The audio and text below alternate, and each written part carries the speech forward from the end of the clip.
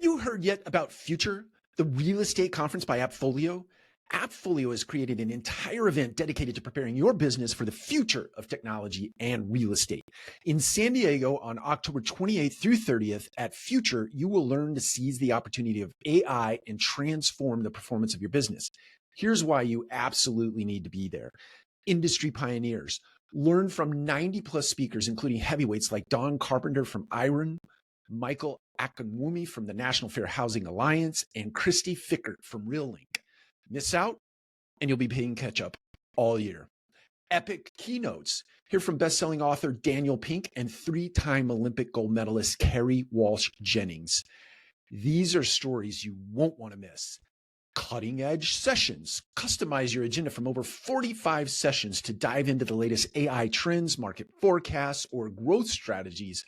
There's something for everyone, including yours truly. I have the privilege of participating in 2 sessions on 2 panels, transforming the employee experience in an AI-enabled future and practical approaches for improving multifamily operations. And power networking. Connect with industry leaders and potential partners. This is the chance to build game-changing relationships.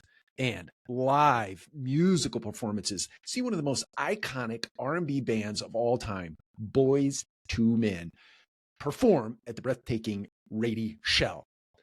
Don't let your competition get ahead. Join us at Future and stay at the forefront of AI and real estate. Register now at futureconference.com. That's futureconference.com, FUTURECO. You want to know how to avoid groupthink?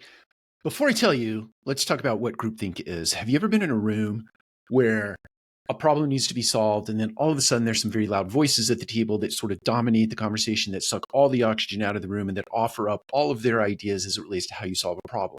Now, that's not a bad thing. I'm not indicting those individuals, and I'm not critiquing them in any way, shape, or form, but I'm just suggesting that that is typically the way a problem-solving session goes, or a brainstorming session goes, is that you put a bunch of people in a room, and then those people who are not afraid to speak up, those people who have courage to speak up, those people who think out loud, just consume all of the energy in the room, and they put out all of the ideas. And then suddenly those people who sit back, who are more quiet in nature, more reserved in nature, start to pipe in. But when they pipe in, they just agree with the people in the room who speak most boldly, most charismatically, most salesy, if you will. Here's how you solve that problem.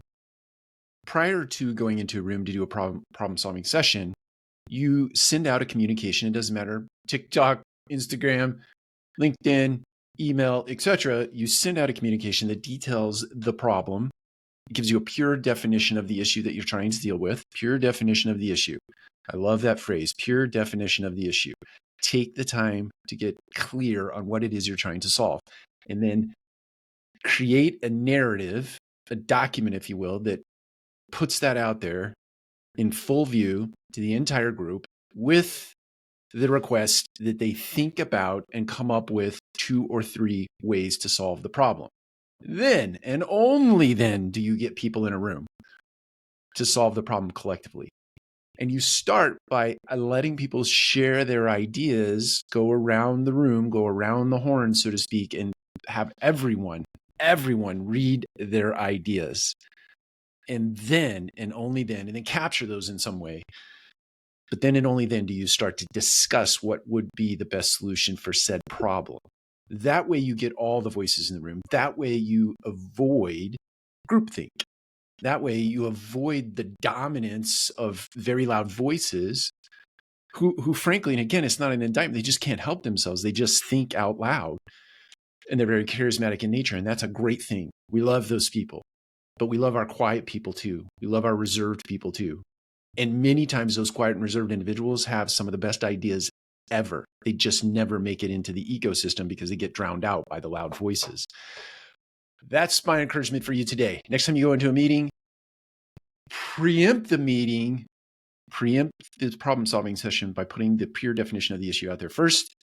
Make everybody, have everybody, request that everybody come into the room with 2 or 3 solutions for the problem, read them out loud, go around the table, read them out loud, and then start the discussion. Take care. We'll talk to you again soon.